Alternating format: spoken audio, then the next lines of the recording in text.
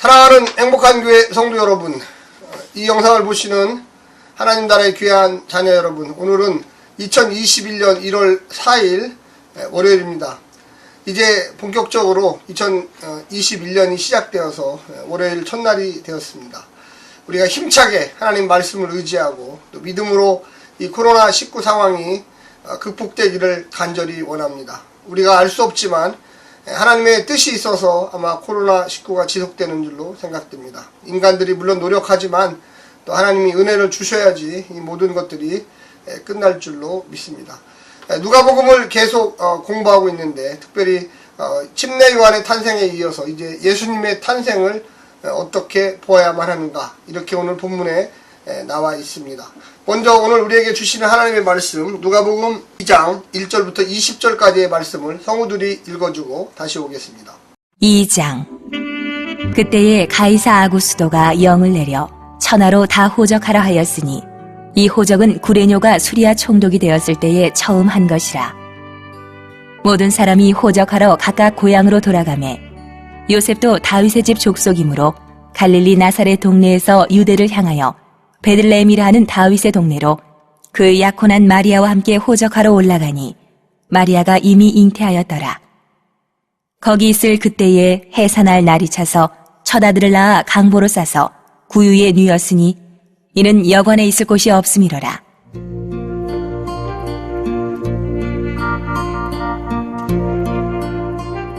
그 지역의 목자들이 밤에 밖에서 자기 양떼를 지키더니 주의 사자가 곁에 서고 주의 영광이 그들을 두루 비추매 크게 무서워하는지라. 천사가 이르되 무서워하지 말라. 보라, 내가 온 백성에게 미칠 큰 기쁨의 좋은 소식을 너희에게 전하노라. 오늘 다윗의 동네에 너희를 위하여 구주가 나셨으니 곧 그리스도 주시니라. 너희가 가서 강보에 쌓여 구유에 누여 있는 아기를 보리니 이것이 너희에게 표적이니라. 하더니 호련히 수많은 천군이 그 천사들과 함께 하나님을 찬송하여 이르되 지극히 높은 곳에서는 하나님께 영광이요 땅에서는 하나님이 기뻐하신 사람들 중에 평화로다 하니라.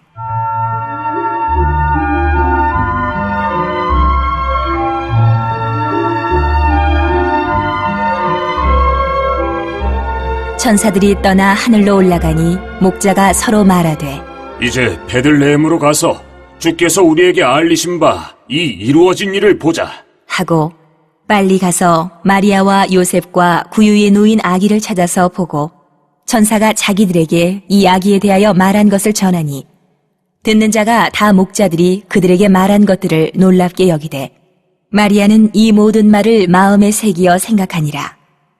목자들은 자기들에게 이르던 바와 같이 듣고 본 그 모든 것으로 인하여 하나님께 영광을 돌리고 찬송하며 돌아가니라.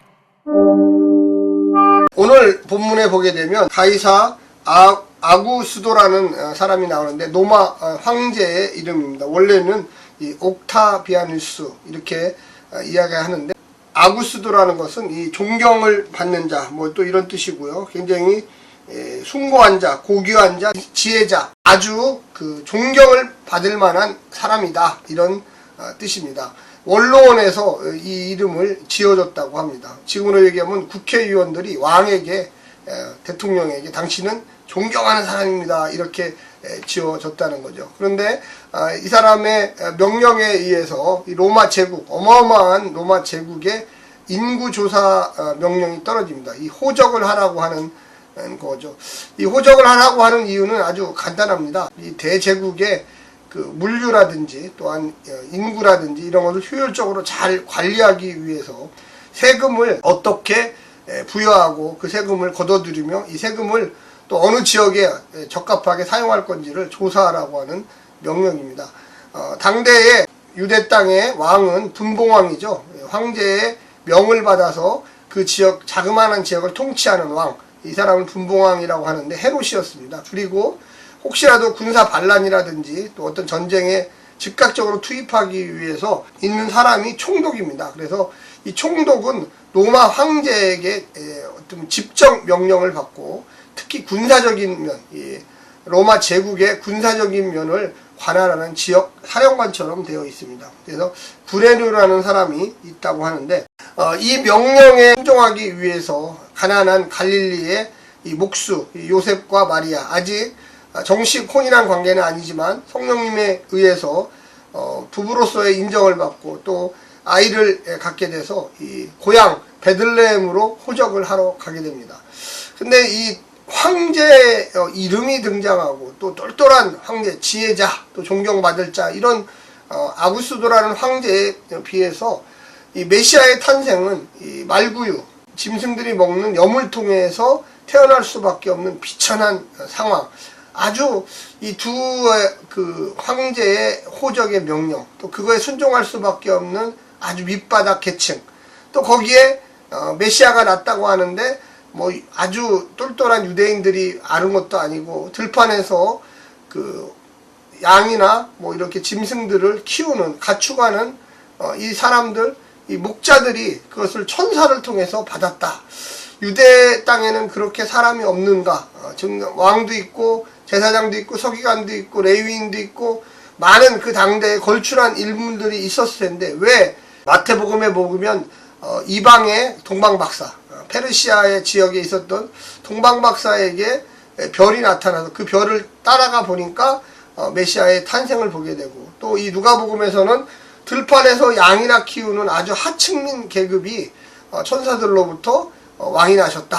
그러니까 네가 가서 그 소식을, 그 왕이 누구인지를 알려줘라. 근데 그 왕이 뭐 어떻게 아이를 알겠어요. 근데 사인을 주는데, 이 표적을 주는데 그 아이는 이 강보에 쌓여서 보자기에 쌓여가지고 이 말 구유통에 누워 있을 거다. 그 아이가 바로 메시아다. 하나님이 이 땅에 보낸 구세주다. 이거를 알게 해라. 이런 이야기가 오늘 본문에 등장하게 되는 것입니다.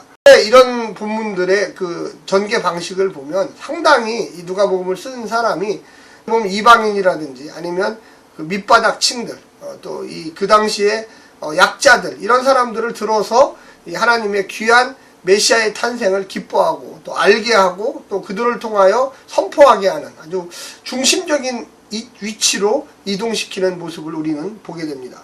특별히 1장에서 마리아에게, 여인이죠, 처녀죠. 사실 그 당시에 이렇게 뭐 사람 취급도 안 하는 그런 사람인데 그 여인에게 하나님이 임재하셨고, 또 그 여인이 두려워 떠는 가운데 그 어떤 임신의 사실, 메시아의 탄생의 사실을 알게 한다. 이런 이야기가 오늘 본문에 쓰여 있습니다. 여기에 보게 되면 오늘 본문에도 특별히 14절에 지극히 높은 곳에는 하나님께 영광이요 땅에는 하나님이 기뻐하시는 사람 중에 평화로다. 핵심적인 구절이죠. 그래서 아주 요약해서 하늘엔 영광, 땅에는 평화. 정말 메시아가 왜 필요한지, 왜 주님이 이 땅에 오셔야 하는지, 평화를 주기 위해서 이 땅에 왔다고 분명히 이야기하고 있습니다. 19절에도 보면 마리아는 이 모든 말을 마음에 새기어 생각하니라. 이게 뭘까? 나 같은 여인, 또 나 같은 처녀, 또 아직도 남자를 알지 못하는, 전혀 그럴 가능성이 없는 이 여인에게 메시아를 갖게 하고, 또 이 들판에 있는 이 목자들이 와서 천사의 어떻게 보면 수태고지를, 또 출생의 이야기들을 알려주고, 동방에 있는 먼 페르시아에서 황금 모량 유약을 갖고 와서 또 주고, 이게 도대체 뭘까? 이런 하나의 어떻게 보면 사인들, 또 어떻게 보면 예고들, 뭐 이런 것들을 마음에 새겼다. 그리고 이 목자들은 욕심이 없어요. 그 얘기만 하고 즉시 다시 들판으로 돌아갔다. 메시아의 탄생을 목격했다는 이 흥분. 그런데 그걸로 끝이에요. 더 이상 등장하지 않습니다. 이방에서 온 이 동방박사 역시 헤롯의 악함을 알고 하나님께서 나타나서 빨리 꿈에 너희들은 너희 땅으로 돌아가라. 이런 모습들을 우리는 또한 보게 됩니다. 상당히 그 어떻게 보면 유대인들만 모르는, 어떻게 보면 유대 안에 있는 사람들만 소외되는 듯한 그러한 인상을 많이 주게 되는 것입니다. 우리가 오늘 이 본문을 통해서 좀 생각해 보아야 될 것은 뭐냐면 세상왕의 위력. 세상왕은 어마어마하게 로마에서도 명령을 해도 이 갈릴리에 있는 이 식민지 국가에 어떻게 보면 한 개인, 그 목수, 아주 뭐 별 볼 일 없는 목수죠. 그 사람도 따라야만 하는. 그런데 하나님은 정말로 아무도 모르게, 세상에 정말 유명한 사람은 더욱더 모르게 예수의 탄생을 이렇게 목자들에게 알려주는 모습을 보게 됩니다. 새로운 왕의 출현의 고지, 왕이 나셨다. 그래서 오늘 본문에도 여러 번에 걸쳐서 이야기하고 있지만 천사들이 이 목자들에게 구주가 나셨으니 곧 그리스도 주신이라, 주신이다. 너희가 그렇게 기다리던 분이 이제 왔다. 그래서 전혀 새로운 방식의 세상의 통치를 알리는 그런 모습을 우리는 보게 됩니다. 또한 새로운 나라의 도래의 찬양, 수많은 천군과 천사들이 오늘 본문을 보면 천사와 군대들이 찬양하는 모습을 우리는 보게 됩니다. 우리가 13절에 보면 호련히 수많은 천군이 그 천사와 함께 하나님을 찬송하여 이르되, 하나님 메신저가 천사고 하나님 지키는 군대가 천군입니다. 천군. 하늘의 군대들이 등장하는 모습을 우리는 또한 볼 수 있습니다. 마지막으로 새로운 왕이 확인되어지는 것. 그래서 천사들이 확인을 해주는 거죠. 여러 번에 걸쳐서 동방 박사, 또 마리아, 또 이 목자들을 통해서 이 땅에 정말로 하나님이 사랑하는 아들을 보냈다. 그가 이 세상을 구원할 것이다. 이런 놀라운 기적의 역사를 우리는 보게 됩니다.